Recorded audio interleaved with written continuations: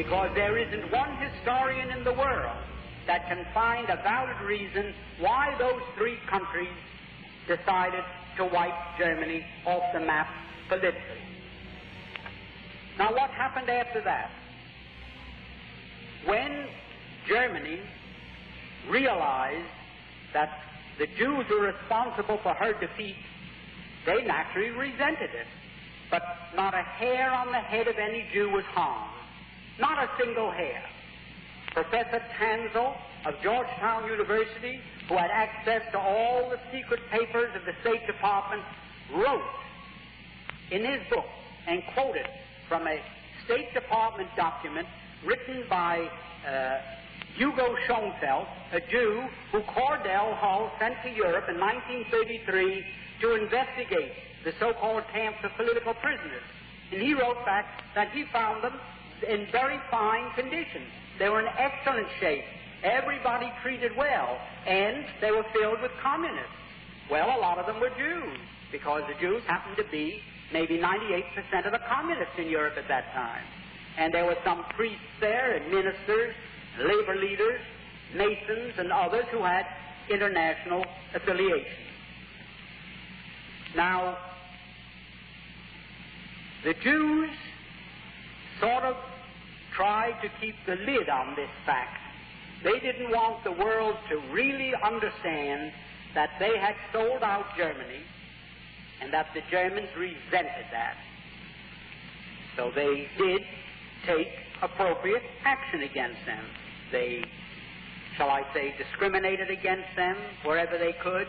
They shunned them, the same as we would the Chinese or the Negroes or the Catholics or anyone in this country that sold us out to an enemy and brought about our defeat.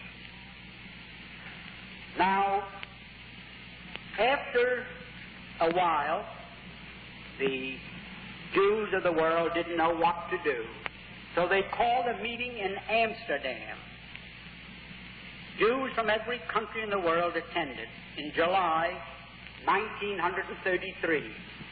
And they said to Germany, you fire Hitler and you put every Jew back into his former position, whether he was a communist, no matter what he was. You can't treat us that way. And we, the Jews of the world, are calling upon you and serving this ultimatum upon you. Well, the Germans told them, you can imagine. So what did they do? In 1933, when Germany refused to surrender, mind you, to the World Conference of Jews in Amsterdam, they broke up, and Mr. Undermeyer came back to the United States, who was the head of the American delegation and the president of the whole conference, and he went from the steamer to ABC and made a radio broadcast throughout the United States in which he said, the Jews of the world now declare a holy war against Germany.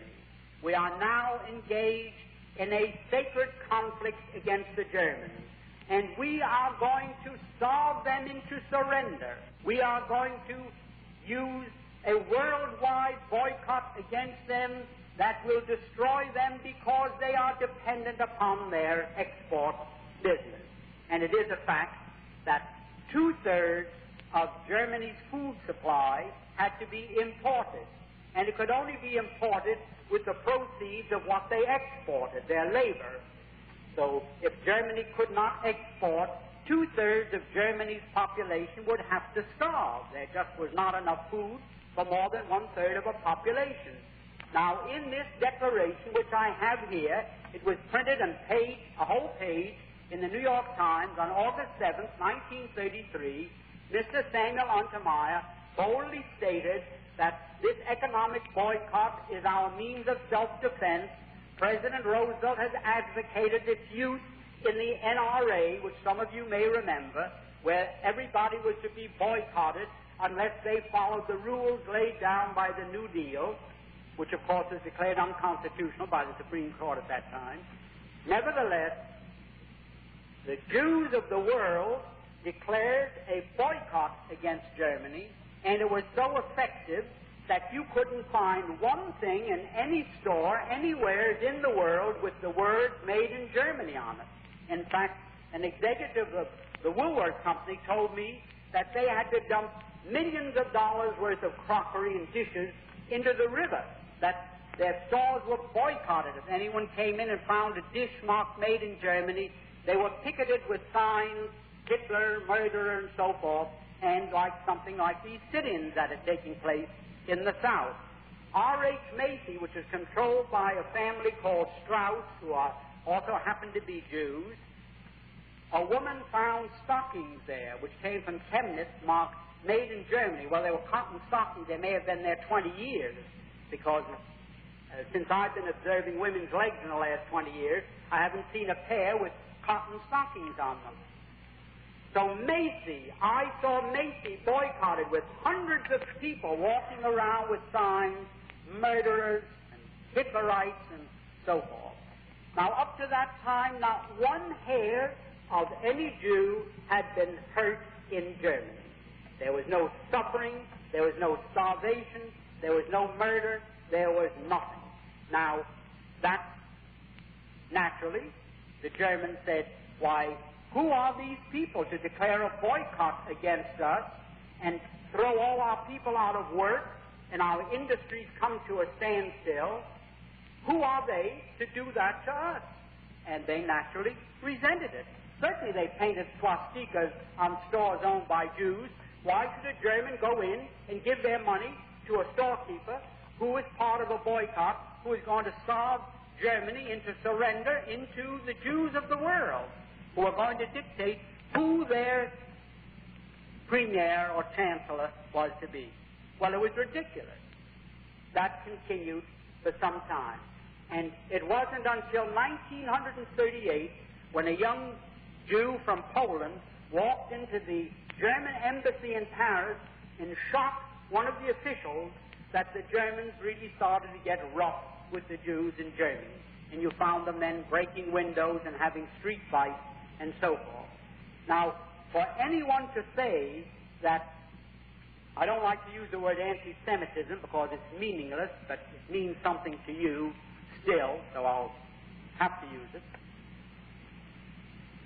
The only reason that there was any feeling in Germany against Jews was that they were responsible, number one, for World War I, number two, for this worldwide boycott, and number three, did I say for World War I, they were responsible for the boycott and also for World War II, because after this thing got out of hand, it was absolutely necessary for the Jews and Germany to lock horns in a war to see which one was going to survive. In the meanwhile, I had lived in Germany, and I knew that the Germans had decided Europe is going to be Christian or communist. There is no in-between. It's going to be Christian or it's going to be communist. And the Germans decided, we're going to keep it Christian if possible. And they started to rearm. And their intention was, by that time, the United States had recognized the Soviet Union, which they did in November 1933. The Soviet Union was becoming very powerful, and Germany realized, well, our turn is going to come soon unless we are strong.